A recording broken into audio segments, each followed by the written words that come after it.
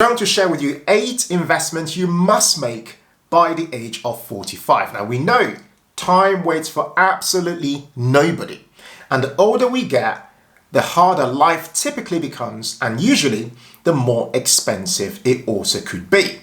So these 8 investments I'm sharing today are ones you should be interested in if you want to create a future where life feels a lot more secure, you have more financial freedoms, and you're also alive and well to enjoy the fruits of your labor. If that sounds good, buckle up, because today's video is going to be fun and very practical. Now, I've done a bit of a write-up here on my board to share a bit of a picture of what life, the things we should be focusing on as we kind of get through different stages of our lives. This will not apply to everybody. This is typically what tends to happen. In our 20s to our 30s, we should really be doing many experiments, trying different things, taking risks, and trying to figure life out. It's a good opportunity to make as many mistakes as possible whilst you are in your 20s and, heading towards your 30s. Now, from the age of 30 to 40, typically this stage of life is about learning from other people if you want to create the life that you want. It's about having the right mentors or the right coaches or whoever that may be a bit older than you or a bit more experienced than you are, and those people could then guide you on the journey towards achieving your goals. From the age of 40 to 50, typically for most of us, we've lived half our lives and things start to feel a bit urgent. Time is running out. So at this phase of life, you need to do what works. You haven't got the leisure of making mistakes. Although you can try things out and do trial and error, but really and truly what you want to do here is really follow what works. Work with people who know what they're talking about. From the age of 50 to 60, here you should be leaning more on your life experiences. You might have had a 20-year career, 30-year career and beyond in many industries. So here you're leaning on your experiences, and this is helping you to create an income and so much more. And really and truly, if things are going really well, work should then become optional in your 60s. So for today's video, I now want to share with you guys very practically, sharing here from my notes, what I would invest in to be able to create that future where I have a balance of wealth and well-being. If that sounds really good and you're really enjoying today's video, do me a favor, literally right there, over there somewhere, hit the subscribe button, help this channel to keep growing, and please hit the like button because that engagement helps to give the right signals and our video gets promoted to more people. Now, let's get straight into it. The very first thing, absolutely number one thing I would invest in beyond anything else is to invest in your health. Now, I say this one because many of us treat our health as a side hustle. That's right. The health is kicked to the side. It's almost like, yeah, I know I've got this thing called my health. I need to kind of look at over time. But when we're in our 20s and 30s, we kind of ignore it in some ways. Some of us, do a little bit here and there, but it's not a core priority. The thing that happens is that as you get older, I'm in my 40s now, you start to realize how important your health is. Your friends around you start to have various diagnoses in the hospital. They start to tell you might be pre-diabetic. They start to tell you have some other condition that you hadn't anticipated that you might have. You might have high cholesterol. You might have all kinds of things suddenly showing up. And life starts to get very serious and very expensive. So for me, the number one priority, particularly if you're not at the age of 45, and if you're obviously at 45 and beyond, is your health. I'm talking here good quality food. So avoid that cholesterol, avoid all those things that mean you're going to have a heart attack one day. Eat good food, sleep well. I know this is difficult for a lot of people, but you have to prioritize your sleep because it affects so many other things in our body over time.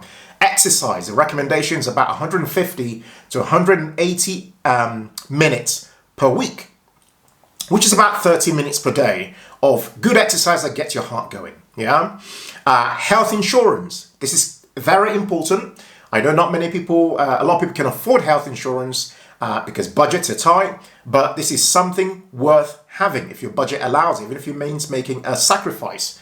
Next is to avoid anything that means that you are constantly stressed out and facing a lot of anxiety, because this piles on a lot of mental issues, which you don't want to carry on much later into your life. That's the first thing I'd invest in, is health.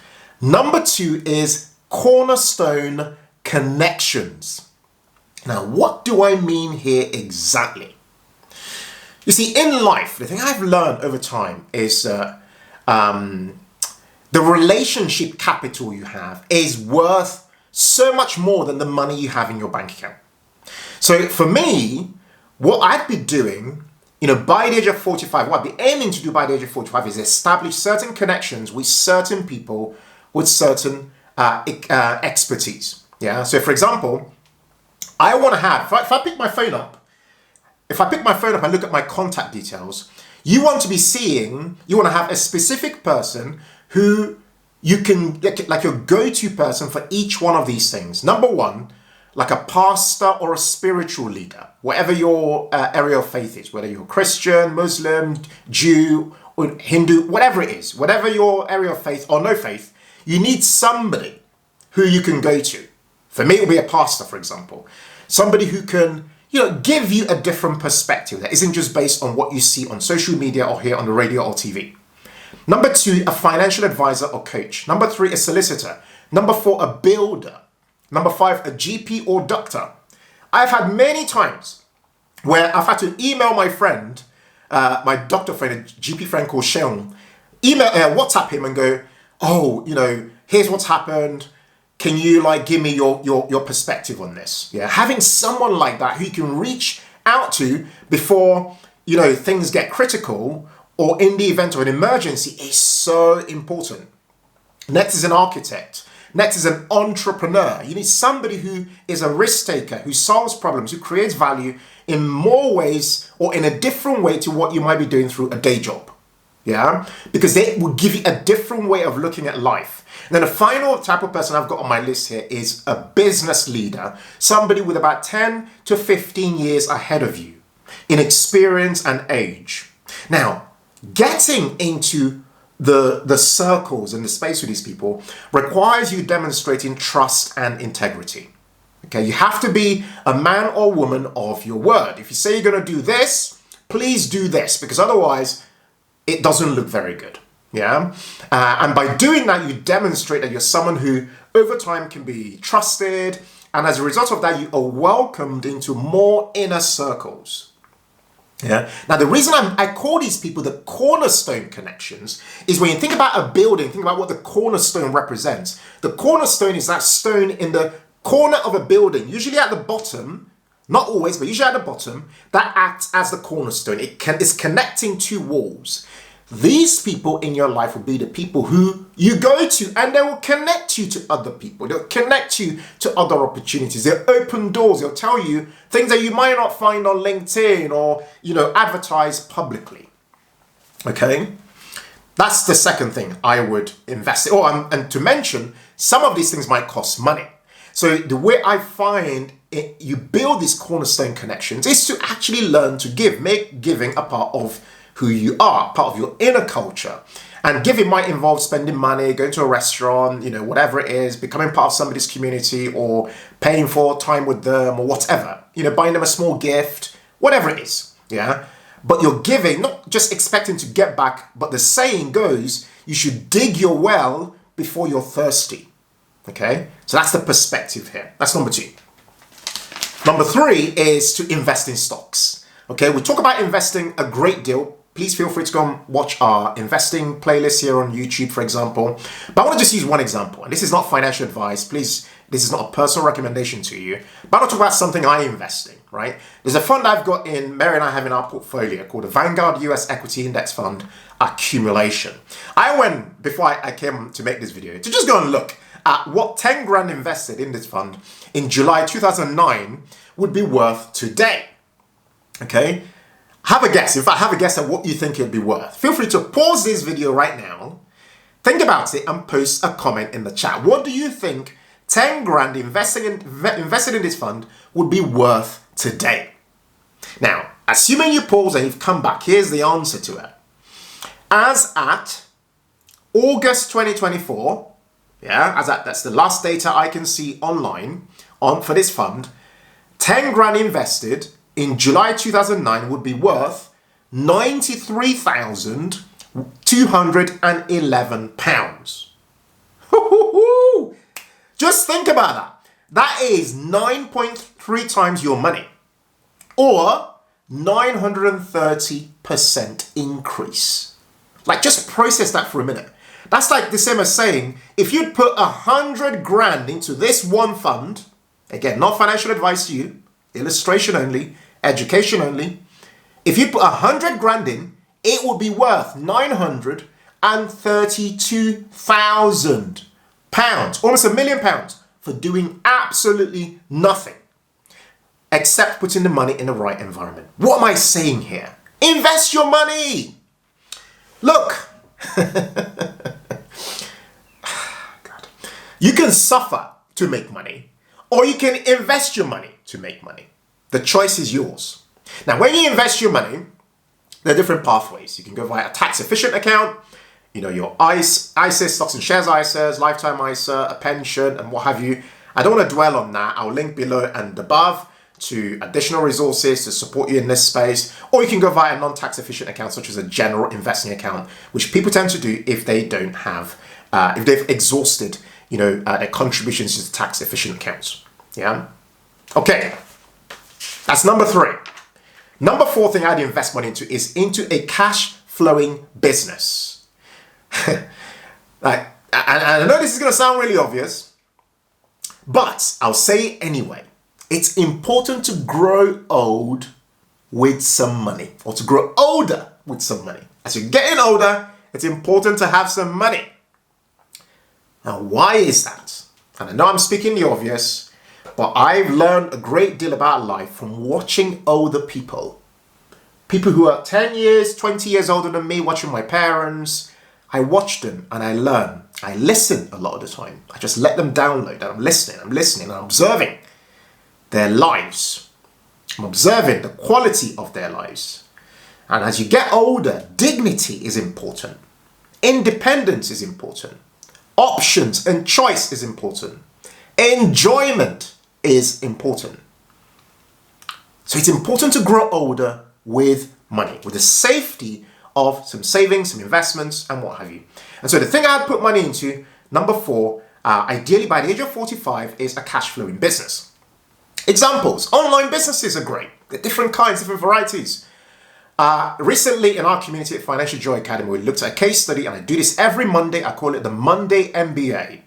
At 1 p.m. every Monday, we unpack a business case study, a successful business, somebody who's done something remarkable. And this young lady started with a hobby of reselling trainers, that she'd learned from her dad. And this year alone, she'd made $4 million from that alone. And we unpack it and talk about the case study and what we can learn from it as a community. And we also talk about what the learning points are, as well as what are the action points, more importantly. So there are different things you can do to create a cash flowing business, but you need something. Because over time, what happens with your job is you either become too old for your career that you're on, or you become too expensive, such that when you get pushed, which will definitely happen, it's inevitable that you get pushed and get sacked from your job. When you get pushed, it becomes harder to find a replacement job at the sort of income level you are used to. So if you had a cash flowing business, you have diversified yourself very well. Okay? If you're somebody who doesn't know how to create a cash flowing business, or you want to join us in our Monday MBA sessions and many other sessions inside of Financial Joy Academy, I'll link to the details below and above. Go and learn more about it. Go and check it out, invest in yourself, and start to move forward. That's point number 4. Point number 5 is one of my favorite. I would invest in your personal brand. Wow. Let me talk about this one. Now, a personal brand does something really, really powerful. And I'm learning this actually, because I don't like sharing things I don't know a thing about. So I'm learning this because I've been building my personal brand. You might follow me on LinkedIn, here on YouTube, on Instagram, or I don't know, wherever, TikTok, or on our website at thehumblepenny.com, or wherever else we show up and share, various useful resources. And the thing I've learned about a personal brand is that a personal brand is like an insurance policy. That's right. And it's not an insurance policy with a bad provider of insurance. It's with an insurance policy with a provider that's A triple plus. Basically, it's like having an insurance policy that is guaranteed to pay. Imagine that. Wouldn't you like an insurance policy that will guarantee you payment? Wouldn't you like that? And not only that, that insurance policy goes up in value, not payment, value over time. It actually appreciates over time, such that even if you get older, your experience or your 30 years, 20 years, 10 years, 15 years experience of working in your industry, wherever, becomes even more valuable because you're sought after. Yeah, I spend time creating, resources, content, anything that helps people move forward. The thing I've learned about building your personal brand is that you've got to think of it as you have to become that person who's good at giving value. So it's not just about you. Value comes by people going, wow, this person is a recognized thought leader or industry expert or whatever in their space, because they consistently put other people first and help them move forward. And you too can develop your personal brand. That personal brand can open so many doors, opportunities, speaking gigs, business opportunities, welcomes to clubs. Like, gosh, I can't even count the sort of things that happen. There's so many things that happen as a result of you having a personal brand that people identify with. And you could be that person. Don't let that inner critic be that person who goes, oh no, it can't be me. Of course it can be you. Particularly in this world where AI becomes more of a thing. Guess what cannot be replaced? You and your personal brand. That's right. That's number 5. Number 6. It gets better. Keep an eye. Number 6 is I would invest in your marriage and relationship. Now, I say this one as somebody, again, I speak from experience, 13 years and counting. Happily married, known my wife now for 15 years in our lives. And I tell you this one because if you don't, and this is obviously, you don't have to be married for this point to be relevant. You might just be in a relationship. But if you don't invest in your relationship and spend time, create that time with the right person, create that life with the right person, it could become very costly over time. And of course, investing time and money into your marriage and relationship only makes the whole thing sweeter, makes life much more fun, and makes things much more interesting. And it gives you the opportunity to build more wealth together over time. You will get further together. Now, that doesn't mean if you're single, you will not get further. Of course you will. This point is for the people who are interested in a relationship and are interested in, doing life with somebody else. Of course, if you're single, of course you can do all those things by yourself. But there is a special thing that's preserved for the people who commit to a relationship and are looking to do something with somebody else, and that unity has an advantage. Okay, worth mentioning. Number 7, and this one not many people talk about, but here it is I would invest unstructured time and strategic investments in your children. Now, this obviously doesn't apply if you don't have kids, or if you have no interest in kids, you can just listen, right? But here's the point. Unstructured time. What do I mean by that? This is not time that you've typed into your diary. Oh, I'm going to take my kid to swimming at, 8 p.m. Unstructured time is just time where your children are at home or your child is at home and you just leave whatever you're doing, you just go lie on the floor with them. You play Jenga, you play Uno, you play Connect 4, whatever. It's unstructured. And the reason I mention this is, your children, this is what they're going to remember over time. And again, I'm learning this from observing people who are ahead of me in years. Now, the second point about strategic money investments is this.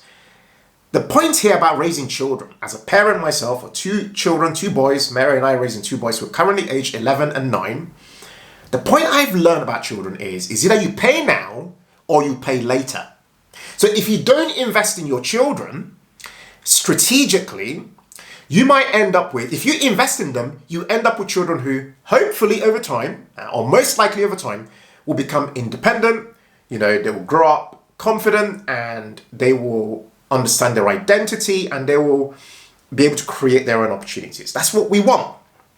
But if you don't invest in them, you end up with children who might end up just staying at home for longer, who might not have the right skills. And because you didn't invest in them over time, you end up paying for it later on. So now you have to make a choice. Do I invest now and enjoy my life even more later on? Not saying you don't enjoy your life with your children, of course you do. But you have more of that freedom and they have their independence. Or you choose to not invest and then face the pain later on. Now, ways you can invest strategically for your children are open an investing account for them. A junior ISA, in fact, we made a video recently about a junior SIP and why you should consider investing in that. I'll link to that video below and above. Please go and check it out. Think carefully about it. If you've got a partner, speak to them. If you don't have a partner, just think about it carefully and make these investments strategically.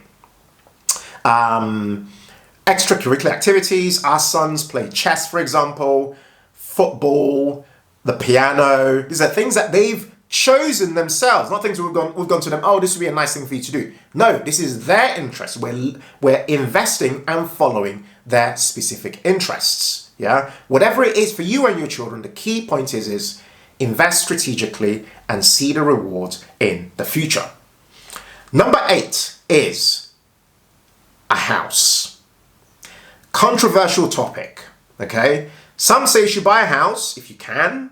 Some say don't buy, just rent and let the landlords pick up all the bills. Look, I'll just speak to you as somebody who has the wisdom of having gone through the home ownership journey of trying to get on the property ladder, and one day got on the property ladder, got a mortgage, hustled, and over time became mortgage free in 7 years. If you can buy a house, we've made videos by the way on why you should buy a house and why you shouldn't buy a house. Again, I'll link to those below because they're pros and cons. And in fact, we'll cover the debate in our book as well. And if you don't have a copy, feel free to check it out. Financial Joy. We'll cover it extensively.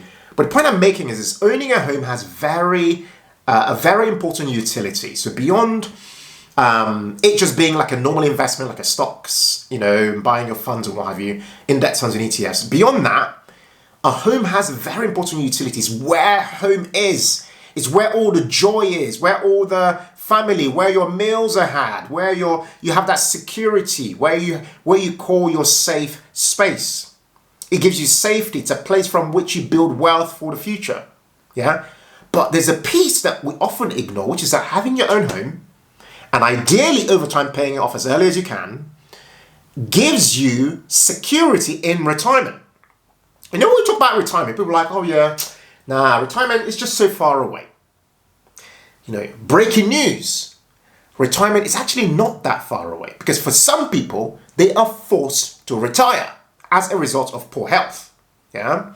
And for the remainder of us, retirement comes sooner than we expect because every single day, as I'm making this video, time's passing by. So before we know it, that retirement will come like a flash. The second aspect to the property thing is making property investments. Now, I know this is a luxury for those who can and those who plan, who make sacrifices, all those things. But I still think that, this is something to consider very wisely. And again, you need to know what you're talking about. You need to understand this asset class really well. Here I'm talking about either national or international investments when it comes to property. Particularly, think internationally. Yeah, because all the rules are different internationally and you might find a place that really works for you. I'll give you an example. We went to Jamaica and one of Mary's friends, we met them in Jamaica because they lived there. They used to live in the UK and they moved to Jamaica. And in Jamaica, they've got, if I remember correctly, 4 Airbnbs. Yeah, and that works very well for them because their tax regime over there is a lot more favorable. Yeah, so you need to understand your strategy. Is it HMO I want to do? If I want to do a HMO, where do I want to do it and why? Is it an Airbnb? Is it commercial property? And so on. All right, bonus points, and I left this one for last, is to invest in experiences. I'll tell you now, yeah, beyond every form of investment I've made, all the things we talk about on this channel, stocks, property, all these gold, all these various asset classes, REITs, what have you. Top of them, actually below health, is experiences. Like honestly, you cannot put a value on the experiences, quality experiences that you could have in your life. And if you plan your life really well, they don't have to be very expensive. And the thing I really love about experiences is that they work very well for helping to not only, experience life and have, priceless memories and adventures, but it work very well for building friendships, another key thing, because I've talked about relationships as a theme, and enhancing the quality of life for your family. Okay? For some of us, it's traveling. For some of us, it's, smaller day-to-day experiences like hiking or, other things that you could do. Yeah, going to the theatre and what have you. Yeah. So these don't have to be expensive. You just need to be intentional about how you use your money. In conclusion, like I said earlier, if you haven't made these investments I have stated today by the age of 45, you are not a failure. Okay? Like I mentioned, my parents began life in the UK in their 40s, mid-40s and beyond, and they had no investments, zero, nada, nothing. But today they're financially independent, so it's not too late for us. Yeah? The second thing I want to say is, and this is, in fact, if you got to this part of the video, I want to see you put like a praying hand as a comment. Yeah, a praying hand in the chat. Put it in there. And this is the point. It's so important. I left it for last. Is don't lose your soul whilst trying to chase investments. Don't lose your soul whilst trying to chase investments. Now, it doesn't mean don't invest. Yeah? But I'm saying don't lose your soul. In my world, yeah, because I'm a person of faith, put God first in all your ways. Yeah? And your path will be established. For those who hear, they will hear it. If you don't believe any of that, just ignore what I said. Yeah? And the third and final point I want to make is keep investing in yourself, enjoying your life, and whatever you do, just be kind. Yeah? Life is too short. Enjoy yourself in small ways, be kind, and look after number one on the journey. Now, if you've really enjoyed today's video, I'd love to know from you which of the things I mentioned today are you already doing or are you planning to do? Please jump in the comments and let us know. But beyond that, I want to link to this video right here in case you're thinking to yourself, Ken, how do I organize my finances? How do I get to a place where I can, make these investments? Where do I start? Watch this video right here called 8 Places Your Money Should Go. And that's a really good starting point for how to manage your finances really well on a monthly basis. Thank you guys so much for watching today's video. And as always, in all things, be thankful and seek joy. Take care and bye for now.